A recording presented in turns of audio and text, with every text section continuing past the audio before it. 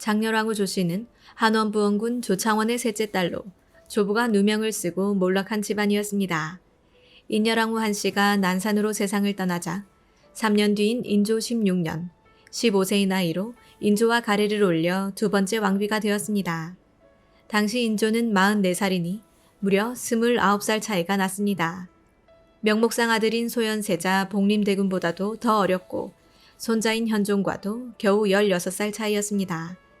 정비소생의 아들과 며느리보다도 어린 탓에 왕실에서 가장 어른이면서도 가장 입지가 모호한 여인이었습니다. 장성한 왕자들에게는 장차 아들을 낳을지도 모르는 장렬왕후의 존재가 달갑지 않았습니다. 인조 또한 다르지 않았습니다. 왕비의 자리를 비워둘 수 없기에 계비를 드렸지만 만에 하나라도 조심하고 싶은 것이 호란을 경험한 인조의 마음이었습니다. 다행히도 어린 장렬왕후는 노련한 왕자와 그 부인들에게 현명하게 처신했고 함부로 욕심을 보이지 않았습니다. 하지만 뜻밖의 복병이 있었으니 인조의 총애를 장악한 미천한 출신의 후궁 조씨였습니다.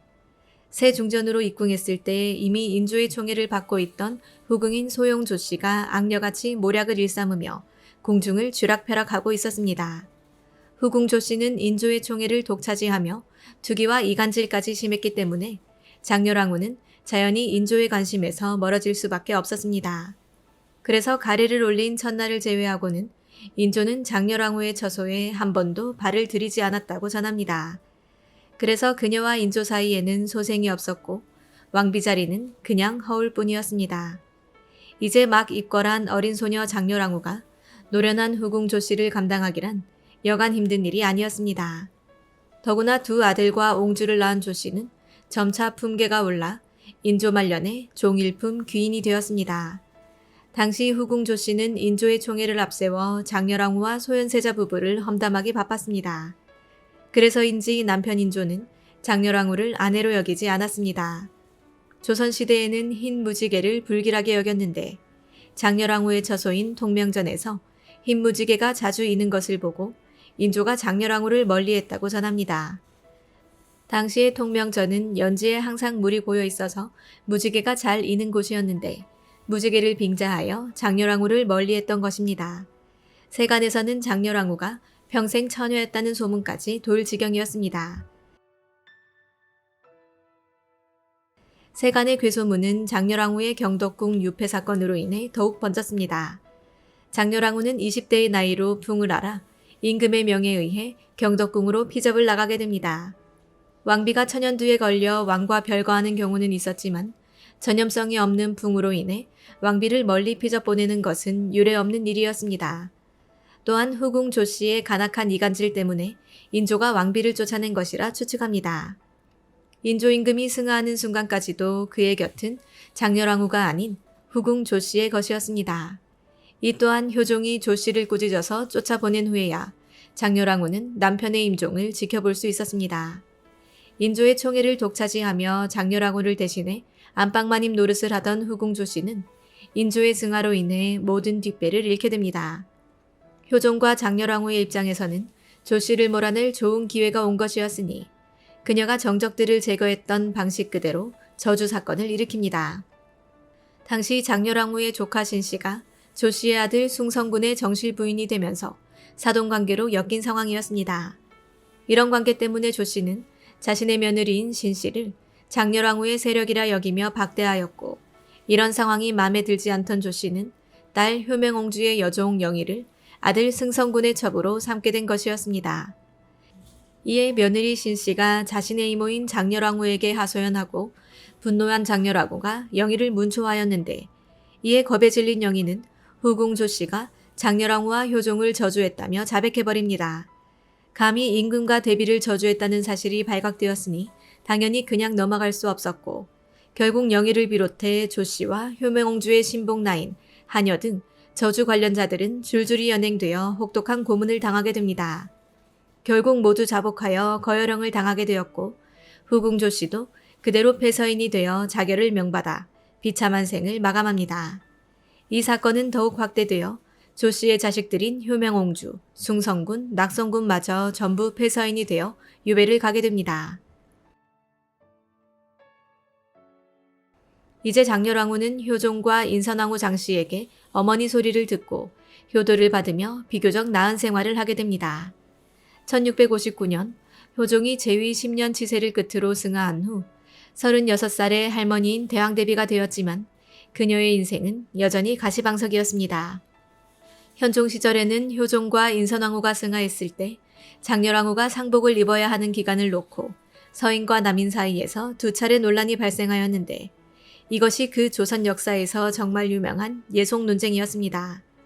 장렬왕후는 자신이 의도치 않았지만 아들보다 오래 살아야 했던 처지 때문에 조정의 논쟁으로부터 마음이 편치 못했습니다.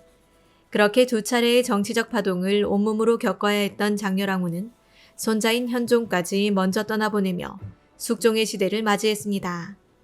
그녀는 왕의 증조모로서 4대 왕을 보필한 살아있는 역사로서 마땅히 존중받아야 할 위치에 올랐지만 조선 역사상 가장 기센 왕비로 평가받는 명성황후 김씨가 손자 며느리로 있는 탓에 이 또한 뜻대로 되지 않았습니다. 명성황후 김씨는 현종의 비이자 숙종의 모우였는데 제 배로 낳은 아들이 임금이 되었으니 내명부의 실권을 호락호락 내놓을 리 없었습니다. 그렇게 쓸쓸히 지내던 장렬왕후 조씨가 한 궁녀를 총애하게 되어 처소로 들였는데 이 궁녀가 바로 훗날의 희빈 장씨입니다. 장씨는 곧 숙종의 눈에도 띄어 두 사람의 사이는 매우 가까워졌습니다. 그런데 장씨의 출신이 미천한 데다 남인 쪽 사람이었기 때문에 서인 세력의 중심인 명성황후 김씨가 곱게 보지 않았습니다. 그래서 손자 며느리 명성황후는 기어코 시할머니가 아끼는 궁녀 장씨를 가차없이 내쫓아 버립니다. 지금보다 훨씬 더 유교적 질서를 강조했던 당시였으니 명성황후가 얼마나 기세등등했는지 알 수 있습니다. 훗날 장렬왕후가 궁녀 장씨를 다시 궁종으로 불러들이기는 했지만 그것도 명성황후 사후의 일이었습니다. 이런 사례를 보면 장렬왕후는 말년에는 손자 며느리에게도 지인 것으로 보입니다. 원래 장렬왕후도 서인 가문의 딸이었지만 정치적 사건을 여러 번 겪으며 남인으로 돌아서게 되면서 보이지 않는 대립이 시작됩니다. 명성황후는 서인 출신의 인경왕후와 인현왕후를 며느리로 맞았고 장렬왕후는 이에 맞서 남인 세력의 희빈 장씨를 숙종의 후궁으로 청구합니다. 여러 소설과 드라마에서는 장렬왕후가 뒤늦게 장희빈의 패양부도한 짓거리에 반성하며 인현왕후를 지지하는 것으로 묘사하지만 이것은 서인 측 입장으로 기록된 것이라서 장렬왕후의 본심은 알 수 없습니다. 다만 왕실의 어른으로서 내명부의 질서를 어지럽히는 일만은 용납치 않았으리라고 추측할 뿐입니다. 장렬왕후의 생전에 장희빈이 사가로 내쫓긴 일만 보더라도 당시 내명부의 실세는 숙종의 모후 명성황후 김씨였다고 볼 수 있습니다. 숙종이 증조모를 극진히 위한다고 한들 친어머니만 못했을 것이고 더군다나 피를 물려받지 않은 중조모였기에 임금의 마음이 명성황후전으로 기우는 것이 인지상정이었습니다. 장렬왕후는 입궁하는 그날로부터 내명부 최고의 수장이었지만 단 하루도 수장다운 수장 노릇을 하지 못했습니다. 손자 며느리인 명성황후 김씨가 죽고 나서야 왕실의 유일한 대비전이 되었는데 시간은 장렬왕후를 기다려주지 않았습니다. 고작 5년 뒤인 1688년에 그녀마저 승하했기 때문이었습니다. 인생과 역사에는 만약이 없다지만 장렬왕후가 조금만 더 생존했었더라면 숙종이 내명부 일에 간섭하며 성급하게 인현왕후를 배출하는 일도 장희빈이 사약을 받는 일도 없었을 것이라 추측하는 사람들도 있습니다. 인현왕후는 6년간의 고생 없이 존엄한 왕비로 살다 죽었을 것이고 장희빈도 경종의 친모우로서 대비의 지위를 누렸을지 모릅니다. 남편의 사랑도 받지 못하고 아이도 낳지 못한 장렬왕후는 허울만 좋은 왕으로서 한평생을 살았습니다. 왕실로부터 따뜻한 정이라고는 일절 받아본 적이 없는 그녀였지만 죽는 날까지 왕실 최고 어른답게 살다 가고자 했던 장렬왕후. 그 인생이 서글프고 가련하다지만 그녀는 언제나 왕실 최고의 어른으로 남고자 했습니다.